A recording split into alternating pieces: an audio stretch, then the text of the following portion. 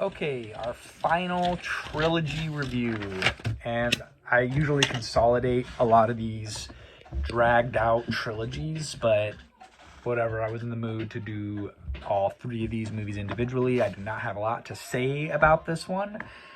The Hobbit and the Battle of the Five Armies, the final stretched out into three movies from one book. And per my notes, Peter Jackson relied heavily on the appendices. Is that how you say it? I don't know.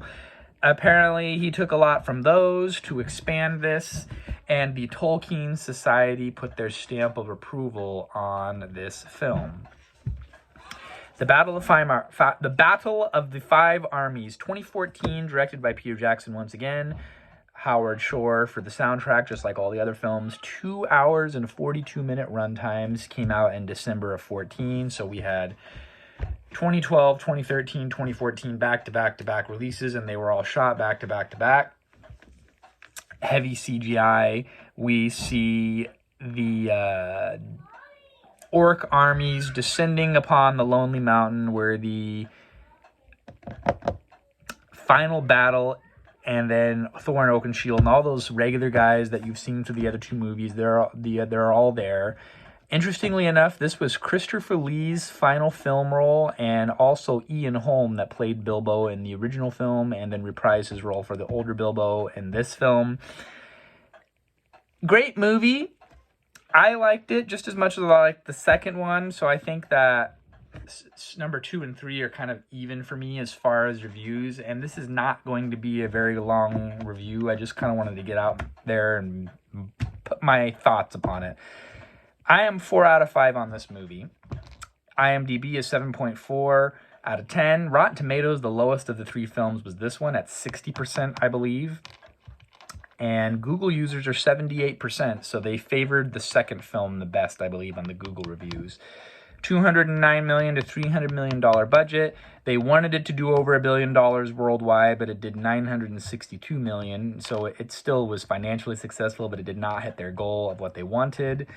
And I think it was a very fair conclusion to this saga leading up to the first film, The Fellowship of the Ring.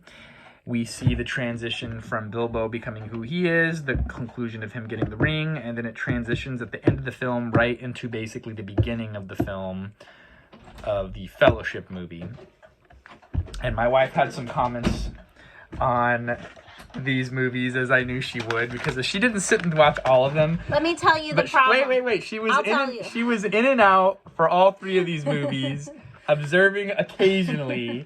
She didn't suffer through all three films like I did. I watched 2 yesterday and the final one today. Okay, we literally have 8 hours plus of Hobbits going on here. This is here. all you need to know. 2 things, okay? First thing, it's too dark.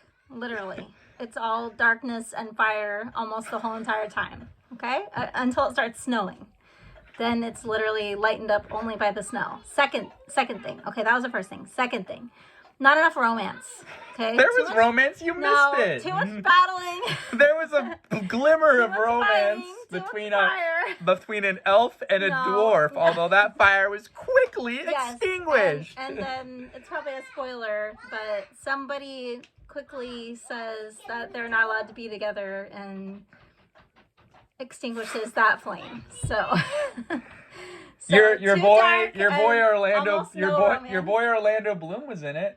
Oh, no. And he is not my boy, let me tell you, okay? Aragorn is my boy. And is he there? He is nowhere to be found. No Aragorn. We see the mention of his character to Orlando Bloom. There's a scene where they're like, you're going to meet a guy named Strider. Figure out his real name. So, again, prequels that were made after the originals, but a lot of the original actors, so it all flows together. Do I jump right in and watch The Fellowship and extended editions?